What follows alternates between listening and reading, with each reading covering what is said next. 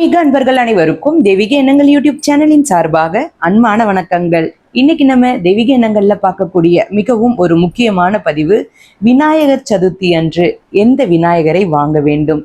இந்த பிள்ளையாரை மட்டும் நீங்க வீட்டுக்கு வாங்கிட்டு வந்தாலே அடுத்த வருடத்திற்குள்ள உங்களுடைய கடன் அனைத்தும் தீரும், செல்வந்தர் யோகம் கிடைக்கும். இந்த வழிபாட்டு முறையை எப்படி செய்வது, இதை பற்றி தான் இந்த பதிவில் தெளிவாக விரிவாக பார்க்க போகிறோம். பதிவை தொடர்ந்து கடைசி வரைக்கும் பார்த்து பயன்பெறுங்கள். தெய்வீக எண்ணங்கள் சேனலை இப்போதான் நீங்கள் முதல் முறையாக பார்க்குறீங்கன்னா கீழே இருக்கிற சப்ஸ்கிரைப் பட்டனை கிளிக் பண்ணிக்கோங்க, பக்கத்தில் இருக்கிற பெல் பட்டனையும் கிளிக் பண்ணிக்கோங்க. தினம்தோறும் ஒரு ஆன்மீக தகவல் கொடுக்குறேன், அது உடனே நோட்டிஃபிகேஷனாக வரும், நீங்களும் பார்க்கலாம். விநாயகர் சதுர்த்தி அப்படின்னாலே நம்ம விநாயகர் பெருமான் பிறந்த நாளை ரொம்பவும் சிறப்பாக கொண்டாடுவோம். விநாயக சதுர்த்திக்கும் கடன் அடைவதற்கும் செல்வந்தர் யோகத்திற்கும் என்ன சம்பந்தம் அப்படின்னு நீங்க நினைக்கலாம். ஆனா முழு முதற் கடவுளாக இருக்கக்கூடிய இந்த விநாயகரை நம்ம முறையாக வழிபாடு செய்து அந்த வழிபாட்டு முறைகளை மேற்கொள்ளும் பொழுது கண்டிப்பாக நமக்கு பணக்கஷ்டம் தீரும் அப்படின்றதுல எந்த ஒரு மாற்று கருத்தும் கிடையாது. வருகின்ற 27/8/2025 புதன்கிழமையோடு சேர்ந்து விநாயகர் சதுர்த்தி வருகின்றது. எல்லோருடைய வீட்டிலையுமே புதுசாக பிள்ளையாரை வாங்கிட்டு வந்து வைத்து வழிபாடு பண்ணுவீங்க. நம்முடைய வீட்டிற்கு எப்படி பிள்ளையாரை வாங்கணும், வாங்கிட்டு வந்த பிள்ளையாரை பூஜை அறையில எப்படி உட்கார வைக்கணும், இந்த மாதிரி சில விஷயங்கள் எல்லாமே முறையாக பண்ணுங்க. முக்கியமா பாத்தீங்கன்னா இந்த வருடம் உங்க வீட்டுல இருக்கக்கூடிய பண கஷ்டத்திற்கு ஒரு விமோச்சனம் கிடைப்பதற்கு, பணம் வசியம் ஏற்படுவதற்கு என்னென்ன விஷயங்களை செய்யணும் இதையும் நம்ம பார்க்கலாம். முதலில் விநாயகர் சதுர்த்திக்கு பிள்ளையார் வாங்கக்கூடிய முறையை பார்க்கலாம்.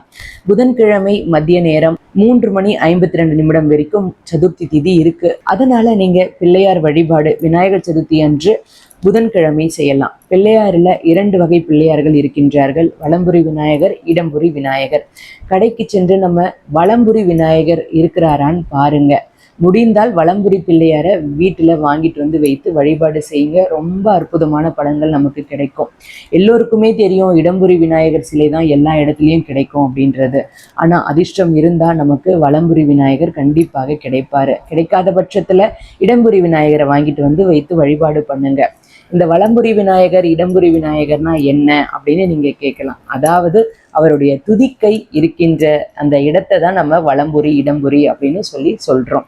வலது பக்கம் நோக்கி இருத்தல், இடது பக்கம் நோக்கி இருத்தல், இதுல எந்த ஒரு தவறும் கிடையாது. அதனால உங்க வீட்டுல நான் சொன்ன விநாயகர் கிடைத்தால் வாங்கிட்டு வாங்க, இல்லைன்னா எப்பொழுதும் போல நீங்க விநாயகர் வாங்கிட்டு வந்து வழிபாடு பண்ணுங்க. நீங்க வாங்கக்கூடிய விநாயகர் களிமண்ணால் செய்யப்பட்ட விநாயகரா இருக்கணும். களிமண்ணால் செய்யப்பட்ட விநாயகரை கூடுமான வரைக்கும் பேரம் பேசாம வாங்கிட்டு வாங்க. இந்த விநாயகரை வாங்கும் பொழுது கூடவே எருக்கன் மாலை வாங்குங்க, அருகம்புல்லும் வாங்கிக்கோங்க. விநாயகரை வாங்கி கொண்டு மற்ற கடைகளுக்கு செல்லக்கூடாது. எந்த பொருளும் கூட சேர்த்து மற்ற கடைகளில் போய் வாங்காதீங்க. அந்த பூக்களும் நான் சொன்ன அந்த இலையும் மட்டும், எருக்கம் இலையும் மட்டும் வாங்கிட்டு வீட்டுக்கு நேராக வந்துடுங்க. விநாயகரை வாங்கினா அவரை மணப்பலைகளை அமர வைக்கணும். நேரடியாக அவரை அமர வைத்து வீட்டிற்கு தான் கொண்டு வரணும். வீட்டிற்கு நுழைவதற்கு முன்பாக ஒரு சின்ன கிண்ணத்தில் கொஞ்சமாக மஞ்சள் பொடி, அதில் கொஞ்சம் தண்ணீர் ஊற்றி அந்த மஞ்சள் தண்ணீரை விநாயகர் மேல் தெளித்து விநாயகரை சுற்றி தெளித்து விட்டு வீட்டிற்குள்ள விநாயகரை மன மகிழ்ச்சியோட பக்தியோட எடுத்துட்டு வரணும். எடுத்துட்டு வந்த விநாயகர் பெருமானை பூஜை அறையில தான் அமர வைக்கணும். மற்ற இடங்கள்ல அமர வைக்காதீங்க. வீட்டுல மற்ற இடங்களை வைக்கக்கூடாது. ரொம்ப ரொம்ப முக்கியம். சில பேர் ஹால்லேயே வச்சுட்டு வேலையெல்லாம் முடிஞ்சதுக்கு அப்புறமா விநாயகர் பூஜை பண்ணும் போது எடுத்துட்டு போய் பூஜை அறையில வைப்பாங்க. அந்த தவறெல்லாம் பண்ணாதீங்க. பூஜை அறையில வைத்ததுக்கு அப்புறமா விநாயகருக்கு உங்களுக்கு என்ன அலங்காரங்கள்லாம் தெரியுதோ, பூக்கள், அருகம்புல், எருக்கம்பூ இதெல்லாம் வைத்து நல்லா அலங்காரம் பண்ணிக்கோங்க. சில பேர் வீடுகளில் பிள்ளையாருடைய தொப்பைக்கு 1 ரூபாய் நாணயம் வைத்து வழிபாடு செய்கின்ற பழக்கம் இருக்கும். அப்படி நீங்கள் வழிபாடு பண்ணுங்க. அந்த வழிபாடு செய்யலை அப்படின்னாலும் எந்த ஒரு தப்பும் கிடையாது. அடுத்தது கொஞ்சமாக விநாயகர் பெருமானுக்கு சந்தனம் வைங்க. சந்தனம் வைத்து கொஞ்சம் குங்குமம் வைத்து வழிபாடு பண்ணுங்க. இப்படி நீங்கள் சந்தனமும் குங்குமமும் வைத்தீங்கன்னா வாசனையாக இருக்கும். கண்டிப்பாக பிள்ளையாருடைய ஆசீர்வாதம் உங்களுக்கு கிடைக்கும். அடுத்தது விளக்கு ஏற்றி வைத்து வழிபாடு பண்ணுங்க. பண கஷ்டங்கள் தீரணும் அப்படின்னு பிரார்த்தனை பண்ணிக்கோங்க. சந்தோஷமாக குடும்பத்தோடு விநாயகர் சதுர்த்தி வழிபாடு நீங்கள் செய்யுங்க. விநாயகர் சதுர்த்திக்கு நீங்கள் வழிபாடு செய்யும் பொழுது நெய்வேத்தியமாக என்னென்ன பொருட்கள் வைக்கணும், முக்கியமாக சில பொருட்கள் வாங்கிட்டு வர சொல்லியிருக்கேன். அது என்னென்ன பொருட்கள் அப்படின்றது நம்ம சேனல் ஏற்கனவே பதிவுகள் இருக்குது. இது வரைக்கும் நீங்கள் பார்க்கலன்னா அதை பாருங்கள். அடுத்தது பிள்ளையாரை கொண்டு போய் நீங்கள் தண்ணீரில் போடுவதற்கு முன்பாக சில பேர் அன்றைய தினமே செய்வீங்க, சில பேர் 3 நாள் கழித்து செய்வீங்க.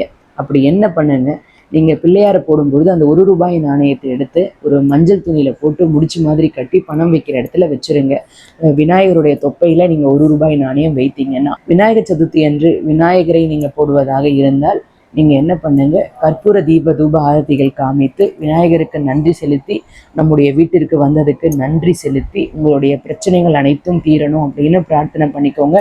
அடுத்த வருடத்திற்குள்ள விநாயகர் நம்ம வீட்டிற்குள்ள நீங்க விநாயகர் சதுர்த்தி கும்பிடும் பொழுது வரும்பொழுது கண்டிப்பாக பணப்பிரச்சனை தீர்ந்திருக்கணும், பண கஷ்டம் தீர்ந்திருக்கணும், செல்வ வளம் கிடைக்கணும் அப்படின்னு மனதார விநாயகருக்கு நன்றி சொல்லி பிரார்த்தனை பண்ணிட்டு அதற்கப்புறமா நீங்க விநாயகர் பெருமானை மற்ற விஷயங்கள் எல்லாம் செய்யலாம். நம்பிக்கை இருக்கிறவங்க நான் சொன்ன இந்த எளிமையான முறையில வழிபாடு செய்து பாருங்க. கண்டிப்பாக உங்களுக்கு நல்ல மாற்றங்கள் ஏற்படுவதை கண்கூடாக பார்க்கலாம். எருக்கம் இலை வைத்து எருக்கம் பூ வைத்து வழிபாடு பண்ணுங்க. இது அற்புதமான பலன்களை உங்களுக்கு பெற்றுத்தரும்.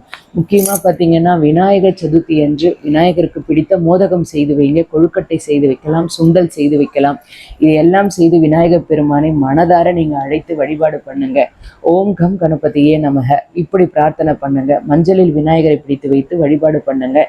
இது எல்லாமே உங்களுக்கு நற்பலன்களை பெற்றுத்தரும். வாழ்க வளமுடன். ஓம் கம் அப்படின்ற இந்த மந்திரத்தை கமெண்ட்ல டைப் பண்ணுங்க. விநாயகருடைய அருள் உங்களுக்கு பரிபூரணமாக கிடைக்கும். வாழ்க வளமுடன். இன்னைக்கு நான் கொடுத்த இந்த பதிவு உங்களுக்கு பயனளிக்கக்கூடியதாக இருக்கும்னு நான் நினைக்கிறேன். இந்த வீடியோ பிடிச்சிருந்தா லைக் பண்ணிக்கோங்க. உங்களுடைய நண்பர்களுக்கும் உறவினர்களுக்கும் ஷேர் பண்ணுங்க. அவர்களும் இதன் மூலமாக பயன்பெறட்டும். தெய்வீக எண்ணங்கள்ல இதே மாதிரி நிறைய ஆன்மீக தகவல்கள்லாம் இருக்கு, தவறாமல் பாருங்க. இன்னும் நீங்க தெய்வீக எண்ணங்கள் சேனல்ல சப்ஸ்கிரைப் பண்ணாம இருக்கீங்கன்னா கீழே சப்ஸ்கிரைப் பட்டன் இருக்கு, சப்ஸ்கிரைப் பண்ணிக்கோங்க. பக்கத்திலே பெல் பட்டன் இருக்கு.